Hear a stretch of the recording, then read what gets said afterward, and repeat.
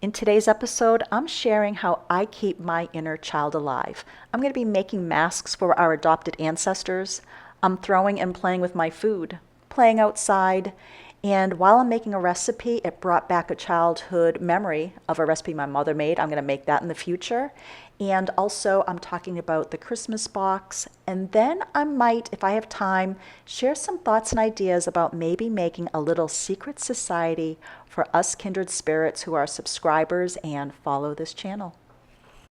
On a side note, I am going to shamelessly ask those who have not subscribed but have been watching to please hit that subscribe button. And also, if you could give me a thumbs up by hitting that like button.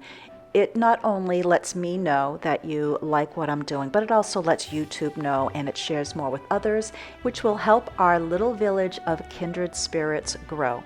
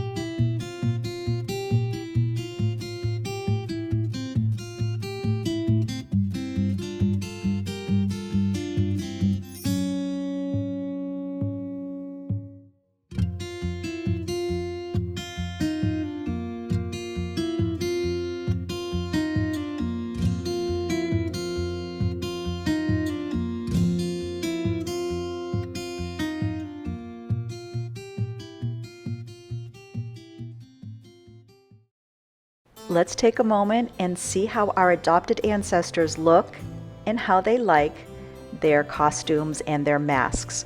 This was a project I had fun doing early in the morning, and once again, it let that inner child live, playing with construction paper and cardstock and tape. It was just letting myself be creative and not care what others thought. Some of you may remember I made a mask for Miss Pierce a couple years ago. She didn't get a mask yet this year. I'm not sure if she'll get one, but I did want to focus here in the dining room and of course on Queen Bess.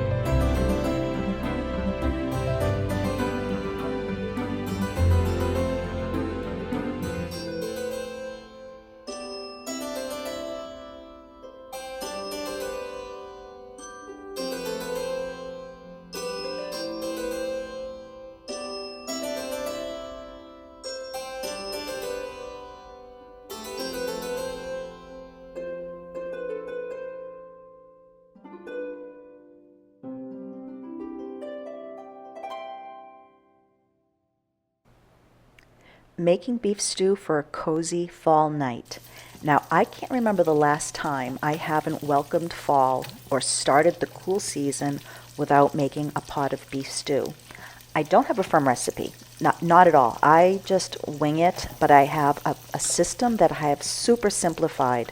When I first started making beef stew, I would cut the beef and season it and shake it in a bag with flour and whatnot. Well, like I said, I've streamlined it and modified it. So what I first do is I saute onions that I've chopped until they're translucent in butter. And I modify the amount of vegetables with the amount of beef that I grab. This is all by eye. And then I grab some stew beef that's already cut up, and sometimes I even cut it a bit smaller. And instead of my putting it in a bag and shaking it with seasoning, I actually have it in a bowl, and I add my flour, and I put seasoning right in my flour, including salt. So I had it already a little bit aside, but I wanted to show that I just added everything to the bowl. Then saute everything, including the flour, because the flour helps thicken the stew. I personally like a little thicker broth versus watered down, so this is perfect for what I do.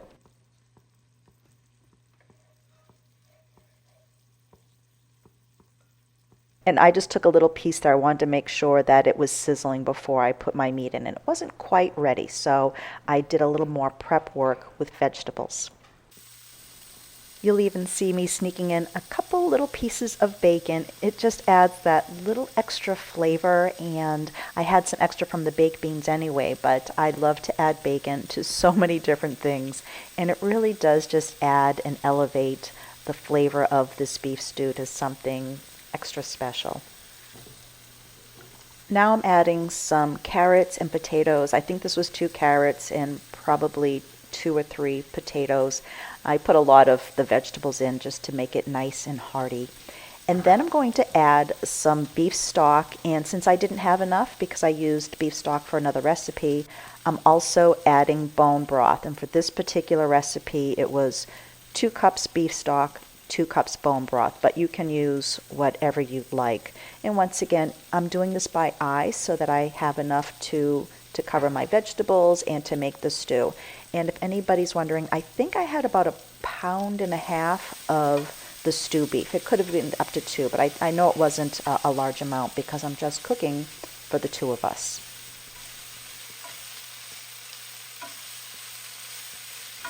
A step I forgot to show was I did add a beef stew packet, and for this particular one I used Laurie's beef stew, and I really like that particular flavor. But there's many times when I'm not ready to make a beef stew and it's impromptu. I just grab herbs and spices from the pantry and it comes out just as delicious. So once I have all my vegetables together, I add the stew beef to the pot once it's browned, and I bring it to a little boil, and then I turn it down to a simmer, and I cook it until I can use a fork easily in the potatoes and the carrots, and then I take it off the heat, and I just let it sit for a while and let those flavors meld. You can do this in a crock pot for sure, but when I do it on stovetop, the meal's usually ready in an hour, and like many other recipes, the next day it tastes even better.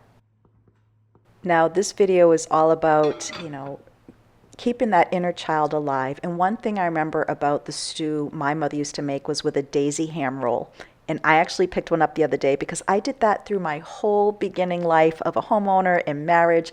I haven't made one for a while, and Ben has never had it. So I'm looking forward to making that next week. And of course, chili and all the other fall recipes. I'd love to know, what do you make to welcome fall that you usually do not make in the summer? Well, the other day when I shared myself running out of the house chasing after a skunk and willow, I had so many of you say that you liked seeing real life. Well, I have another real life for you. First of all, look at the color of this sky and everything else that's going around here. But I have something in my hand that I want to show you that is my real life. With not only my ADHD, but being very busy, sometimes when I cook, I forget to check on things, such as, you ready for this? Pancakes. These are my pancakes, and I actually was going to show you a video of them as soon as it happened, but I left them on the counter overnight, and they are right now hard as a rock.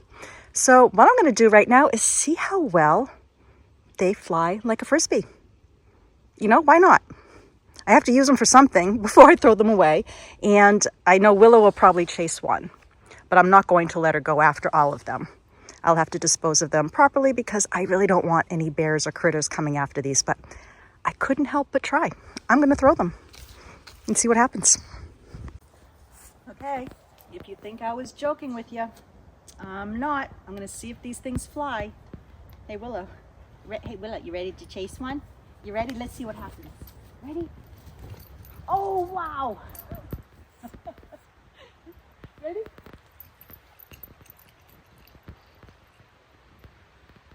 Oh, you did, you got it. Oh, that one was really good.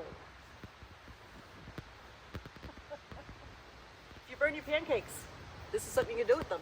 Have fun with the kids, the grandkids. Why not?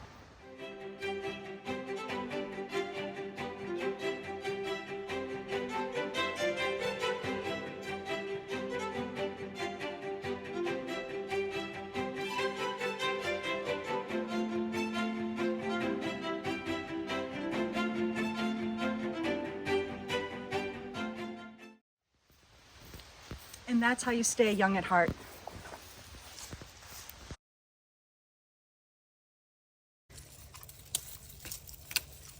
Shannon is harvesting some of the Siberian crab apples to make wine. She already made one batch, and she's back for more.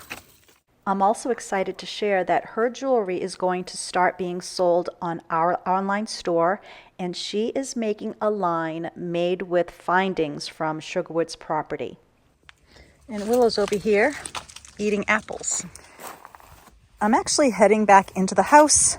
I'm going to go grab a basket. I want to make some crabapple jelly, and I'm going to go grab some of my own. And I don't know why I'm heading this way, because I now have my baskets hanging in the sugar shack that we cleaned last week.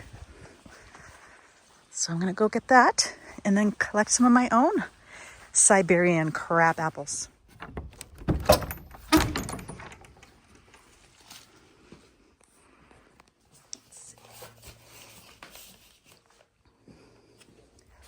One thing my daughter taught me, and I think it's kind of great that I taught her so many things as she grew up, and now she's teaching me many things. I'm going to line my basket with some fern, and then I'll be able to put the crab apples on top.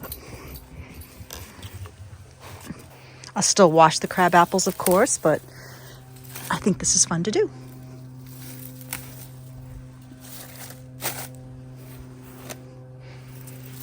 These were already starting to pass.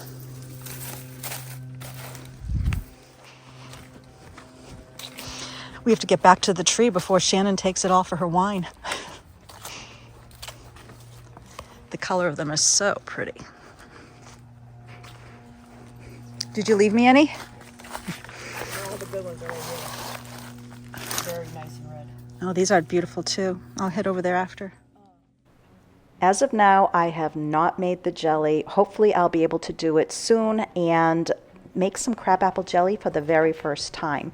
But once my daughter left for the day, because she was helping me do some things for the Christmas box, I decided to do a little bit more work outside, enjoy this gorgeous fall weather, and trim back my lavender, which very much needed it before the season is upon us with snow. It's very important to trim back the lavender or else it gets very leggy and woody. Before I used to grow lavender, I had some at one of my first homes and it was already planted there, and I never understood why they used to get so long, and actually they would get branches that were very thick. It's because one, the previous owner didn't trim them back, and two, I also didn't know to trim them back. And once they get to that stage, you pretty much have to just let them go wild, or you're going to have to take them out and replant them, and then you could have the globes of lavender like you see at nurseries and online, and if you visit lavender fields. That's the secret, keeping it trimmed. Now, I mentioned earlier about my daughter helping me with some of the Christmas box items that are going out, and here she is putting together some little packages. We actually bought some little felt bags to put one of the gifts in. But here's your reminder that an Old New England Christmas box and full information is going to go live today, October 15th at 7 p.m. Eastern Standard Time. Now, this pre-order is going to allow some of you to order now and pay now, but it will reserve the box for you that will be shipped out the week of Thanksgiving. And the box will be available until it sells out. Now, I want to note, you may go online early and see that it says item not available. That just means I have not added the inventory count yet.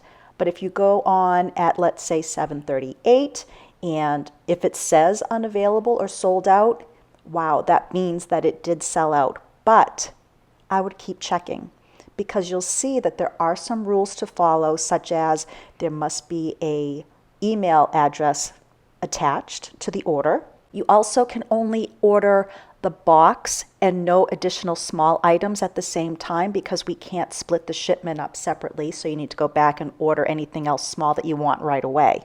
So things like that. So you might find that somebody didn't follow the rules, and it's just not fair for somebody who wants it and can, and so that item will go back online available. So keep checking, all right? And check right up through the week before Thanksgiving. You never know what will happen. Now, speaking of our online store and boxes and shipping, I thought when Ben walked into the house the other day carrying this box that somebody's order didn't get to them. I have yet to have an order come back to me, which is amazing. Knocking on wood, because we've had over 1,000 orders go out. I haven't had one come back yet. And I'm like, oh no, there was a wrong address or something. A box came back. But to my surprise, and what warmed my heart, it was a little message from a kindred spirit letting me know how much she appreciates the channel, but also sent me a little fox for our tree. And I guess they sell these at a shop that she works at. I'm going to link that shop below if I can find it online. And maybe if you live close by, you can give them a visit. But thank you so much, Becky. It arrived safe and sound. And this little guy is going to get top priority placement on our tree, along with some of the other foxes that were also sent to us and which are very special to us now on our future Christmas trees. It's all about tradition, and we're building a Christmas tree unbeknownst to us from kindred spirits. And once again, I thank you. We appreciate it, and it warms my heart. So I thought I'd step outside for this little segment, and hopefully you can hear me over the wind.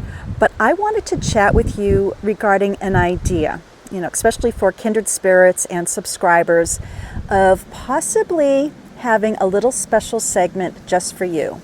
It could be a podcast. I have a podcast channel that I just haven't been working on.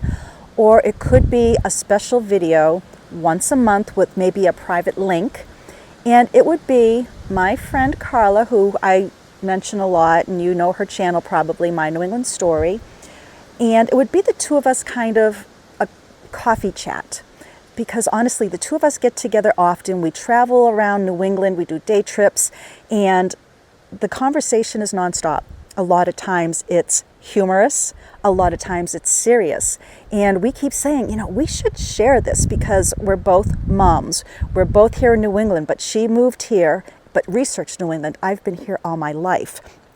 We're both businesswomen, and I actually twisted her arm to start a YouTube channel, and I've actually helped quite a few others with their YouTube channel. And we thought maybe we could do question answers about starting businesses. And with the YouTube, it could be the pros and the cons, how to start it, coming up with topics, the importance of being unique and not a copycat, because it makes a huge difference when you're trying to set yourself apart and not being like somebody else, but maybe being inspired by them. And then we could also discuss homemaking. We could discuss the humor of getting older, the differences of New Englanders and other parts of the country, you name it. So my question for you is, if you'd like to comment below, here comes a big wind gust, I'm sorry. If you'd like to comment below your ideas, if you like it, what would you like us to talk about? This is something we can do fairly soon. We've been kind of at the ready to get together. I've just been waiting for things to slow down, and they haven't slowed down, so I think it's just time to pull the trigger.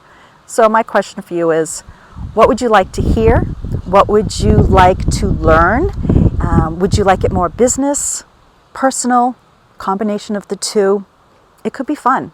We're looking forward to doing it, and if it doesn't work, we'll stop. If it does, we'll keep going, because we're always together, at least 2 to 3 times a month easily, and we get together with our husbands. And I think she's even going to maybe be sharing a funny story on her channel today. I'm not sure. If she doesn't, she and I will talk about it later. It's when her and her husband came over and we went to an event together, and something that her husband commented on in our house that actually changed something in her house. But we'll go over that later. I don't want to be a spoiler alert for her channel. All right, so let's chat soon about that, and I will see you later, friends. Bye now.